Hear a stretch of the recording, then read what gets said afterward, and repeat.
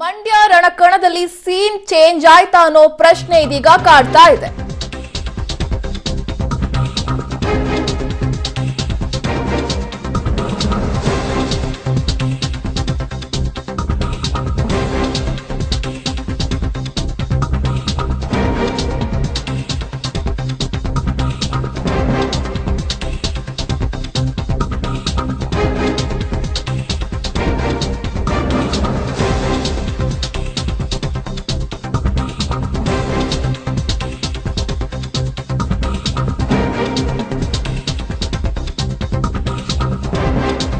Mandya ರಣಕಣದಲ್ಲಿ scene change ಆಯ್ತಾ? ದೇವೇಗೌಡ ಸಿದ್ದರಾಮಯ್ಯ ಜೋಡಿ ಮಂಡ್ಯದಲ್ಲಿ ಹಾಗಾದ್ರೆ ಮೋಡಿ ಮಾಡ್ತಾರಾ? ಕ್ಷಮೆಗೆ ಕರಗಿ ಪ್ರಚಾರಕ್ಕೆ ಹಾಗಾದ್ರೆ ರೆಬಲ್ಸ್ ಬರ್ತಾರಾ?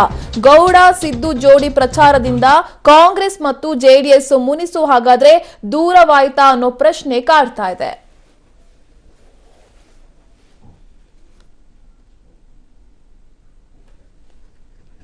ಈ ಬಗ್ಗೆ ಇನ್ನಷ್ಟು ಮಾಹಿತಿಯನ್ನ ಕೊಡ್ತಾರೆ ನಮ್ಮ ರಿಪೋರ್ಟರ್ ಸಂತೋಷ್. ಎಲ್ಲವೂ ಕೂಡ ಚೇಂಜ್ ಆಗದ ತರ ಕಾಣಿಸ್ತಾ ಇದೆ ಮಂಡ್ಯದಲ್ಲಿ. ಯಶೋಧ, ಈಗಾಗಲೇ ಮಂಡ್ಯದಲ್ಲಿ ಸಿದ್ದರಾಮಯ್ಯ ಮತ್ತೆ ದೇವೇಗೌಡರು ಬಂದು ನಿನ್ನೆ ಒಂದು ಸುತ್ತಿನ ಪ್ರಚಾರ ನಡೆಸಿದ್ದಾರೆ. ಇದರಿಂದಾಗಿ ಏನಾಗಿದೆ, ಮಂಡ್ಯದಲ್ಲಿ ಏನಾದ್ರೂ ಇರ್ತಕ್ಕಂಥ ಪರಿಸ್ಥಿತಿ ಚೇಂಜ್ ಆಯ್ತಾ? ಏನು ಕಾಂಗ್ರೆಸ್ನವರು ಮೈತ್ರಿ ಪಕ್ಷದ ಮೇಲೆ ಮುನಿಸ್ಕೊಂಡಿದ್ರು ಸ್ಥಳೀಯ ಕಾಂಗ್ರೆಸ್ಸಿಗರು, ಅದೇನಾದ್ರೂ ಬದಲಾವಣೆ ಆಯ್ತಾ? ಇಲ್ಲಿ ಆ ಸ್ಥಳೀಯ ಕೆಲವೊಂದಷ್ಟು ಮುಖಂಡರಿದ್ದಾರೆ, ಅವರನ್ನೇ ಮಾತನಾಡಿಸ್ತೀನಿ. ಸರ್, ಸಿದ್ದರಾಮಯ್ಯ ಮತ್ತೆ ದೇವೇಗೌಡರು ಒಟ್ಟಿಗೆ ಪ್ರಚಾರ ಮಾಡಿದ್ರಿಂದ ಮಂಡ್ಯದಲ್ಲಿ ಪರಿಸ್ಥಿತಿ ಬದಲಾವಣೆ ಆಯ್ತು ಅಂತ ಅನ್ಸುತ್ತಾ? ಖಂಡಿತ ಆಯ್ತು ಅಂತ ಆಗಿದೆ. ಯಾಕೆಂದ್ರೆ ಇದು ದೇವೇಗೌಡರ ಭದ್ರಕೋಟೆ ಮಂಡ್ಯ ಜಿಲ್ಲೆ.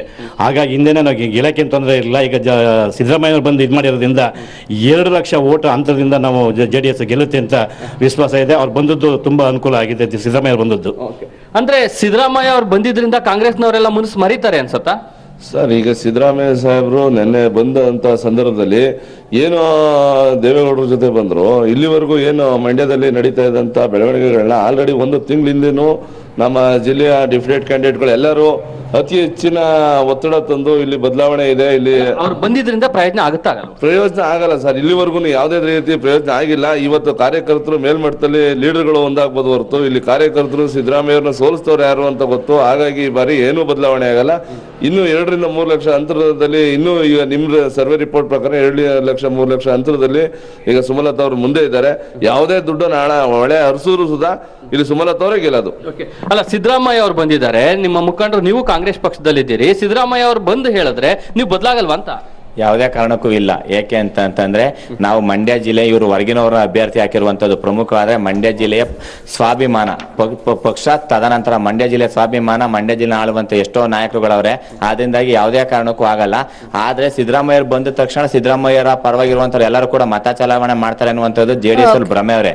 ಯಾಕೆ ಅಂದ್ರೆ ಸಿದ್ದರಾಮಯ್ಯರು ಬಂದಿರುವಂತದ್ದು ಚಾಮುಂಡೇಶ್ವರಿ ಸೋಲಿನ ನೆನಪನ ಅವ್ರಿಗೆ ಮಾಡ್ಕೊಡೋಕ್ಕೋಸ್ಕರ ಅವ್ರು ಬಂದವರೇ ಹೊರತು ಇನ್ನೇತ್ಕೋಲ್ಲ.